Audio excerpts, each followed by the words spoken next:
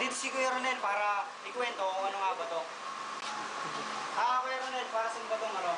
Parang incubator na to. Yung mga servers kasi yan, pagpisaran yun. Pagpisaran ng mga sisiw, yung tawag siho. Seho daw yung tinatawag dun sa ano, pagpapapisa ng ano, yung mga sisiw na yun. So, gaano kainit dyan kayo dun sa ano, sa loob, kumpara dun sa ibang incubator? Mas mahina siya ng temperature na to sa ibang balutan. Mga gaano ka init po dito sa loob? Mga 35.6 lang po. Mga 35 hanggang ano, 36, mga ganun siguro yung ano, init dito sa loob. Nakikita natin na meron naka-install na ano, aircon. Kuya Ronel, para saan po ba yung aircon na ano? Para sa mag-ubiret siya, mga 38. 38 lang gano'n siya, pagbaba siya na 36 lang po siya lang. So ginagamit nila yung aircon para kumbaga kung tumaas yung ano, temperature sa loob, i-maintain yung ano, yung standard na ano. So yung ano, incubator na to kaya ilan yung kayang i-accommodate na adapters? Gano'n siya ng mga 4,000 plus. 4,000 ang kayang i-accommodate. After ng 10 days, magkakaroon ng tinatawag na first cuddling. Ito na yung susunod na procedure pagtaas ng incubation. Tara, tingnan natin kung paano natin malalaman yung mga balot tsaka yung pene. Yan. Nandito ulit si Kuya Ronel para ituro sa atin kung paano malalaman kung ano dito yung mga candidate for balot tsaka yung sa hindi. So Kuya Ronel, paano po ba malalaman kapag ang balot ay pumapasa sa first cuddling po na tinatawag? Ito po yung itong nakita yung kulay dilaw na to, itong tinatawag na SP. Itong walang similya. Wala pong similya. Pag ito naman doon parang verde na to, ito nang tawag na balot na. Ibig sabihin, itong mga nakikita natin na mga dark, yung kulay ng shells nila, ito yung mga candidates for balot. Habang ito naman, yung mga pale, yan, nakikita natin sa ilaw. Yan naman yung mga tinatawag na SP o yung mga walang similya na na ductlings. So pagtapos nito kuya na first cuddling na tinatawag, ano na po yung mangyayari? Ilalagay pa ba ulit siya sa incubator? Papasok naman ulit siya. Gaano katagal pong magtatagal ito sa sa incubator po? 16 days. Bali 10 days, mga 6 na araw na lang. 6 na araw na lang po yung itatagal nito. After po nun, magkakaroon ulit ng second cuddling po na tinatawag. Okay po, maraming salamat.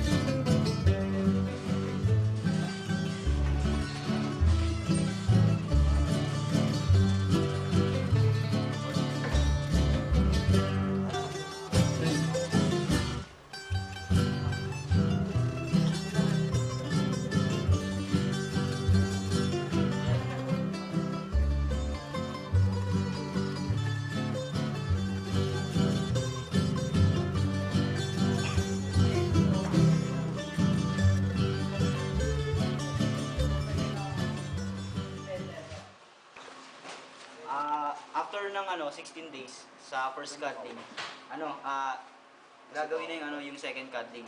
So malalaman na natin if yung balot is pwede nang ibenta sa market. So yung ginagawa dito, tinututok to sa sa ilaw.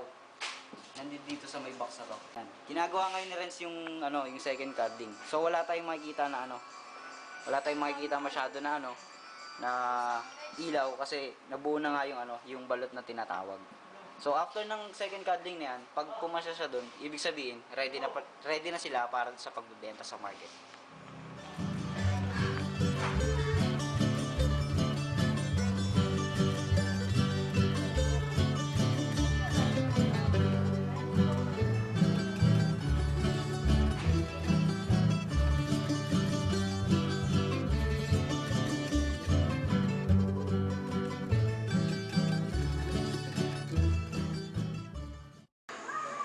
Kung pananatilihin pa natin ang industriya ng balot dito sa Pilipinas, maaaring mga susunod na henerasyon ay makakatikim pa ng sarap ng balot.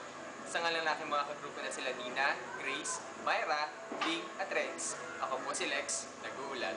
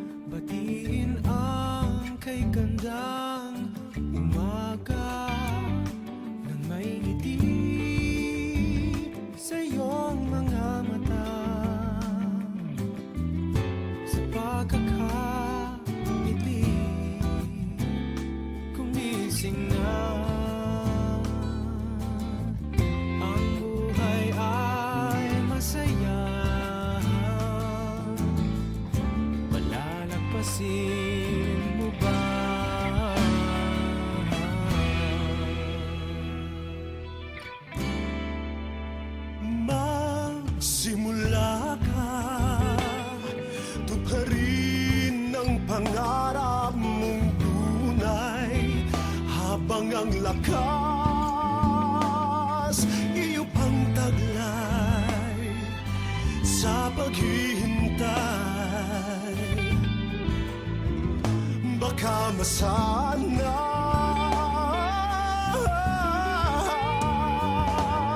sayang naman ang buhay.